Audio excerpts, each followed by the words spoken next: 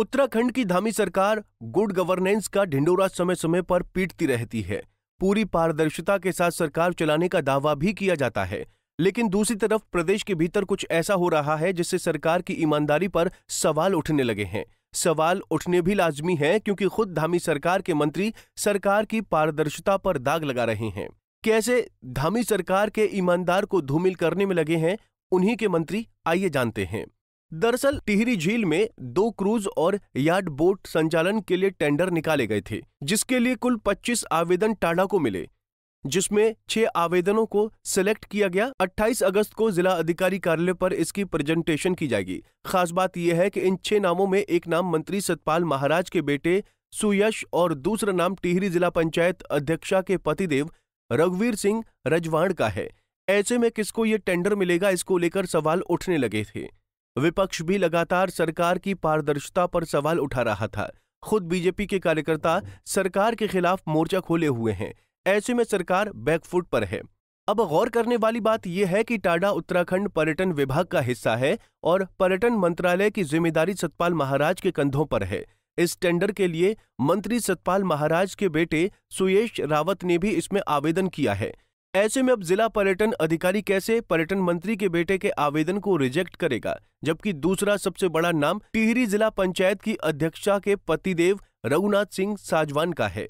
साजवान खुद भी जिला पंचायत के सदस्य हैं। टेंडर में ये दोनों बड़े नाम आने के बाद कई बड़े सवाल खड़े हो रहे हैं। सवाल ये कि टेंडर में आवेदकों की संख्या 6 है। सभी आवेदक टेक्निकल तौर पर पास भी हो चुके हैं और अब जब 28 अगस्त को जिला अधिकारी कार्यालय में इसकी प्रेजेंटेशन होगी तो उसमें सतपाल महाराज के पुत्र और टिहरी जिला पंचायत अध्यक्षा के पति का साक्षात्कार लेने वाली समिति कैसे उनको रिजेक्ट करेगी, क्योंकि इस चयन समिति में जिला पंचायत के अपर मुख्य अधिकारी भी सदस्य होते हैं।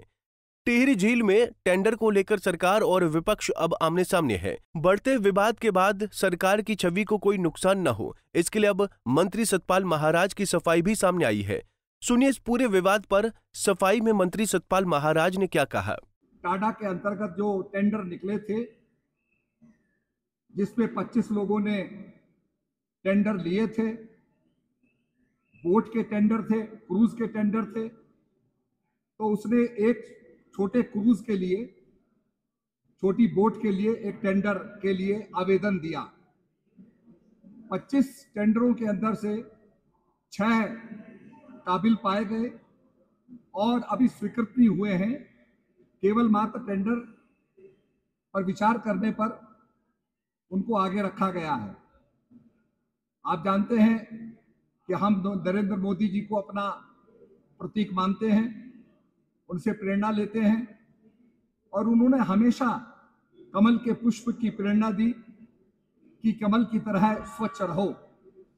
राजनीति में स्वच्छता को देखते हुए, ट्रांसपेरेंसी को देखते हुए, क्योंकि मैं विभागीय मंत्री हूं, इसलिए मैं अपने पुत्र से आग्रह करूंगा, सारे काम नियमित हुए हैं, सारी प्रक्रिया जो है उसके अंदर ट्रांसपेरेंसी अपनाई गई है, कोई भी नियम का उल्लंघन नहीं किया गया है।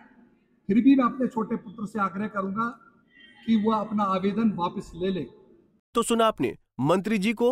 मंत्री जी कह रहे हैं कि वो अपने बेटे से टेंडर से नाम वापस लेने के लिए कहेंगे। अब सवाल यह है कि क्या मंत्री जी के बेटे का नाम वापस लेंगे, और अगर सुयश रावत नाम वापस नहीं लेते हैं तो क्या पारदर्शिता के साथ टेंडर प्रक्रिया होगी। फिलहाल किसको ये टेंडर मिलेगा, ये 28 अगस्त को प्रेजेंटेशन के दिन ही पता चलेगा। देहरादून से पंजाब केसरी टीवी के लिए आशीष रमोला की रिपोर्ट। हमसे जुड़े रहने के लिए हमारे YouTube चैनल को सब्सक्राइब करें और नई वीडियो की नोटिफिकेशन के लिए बेल आइकॉन को दबाएं।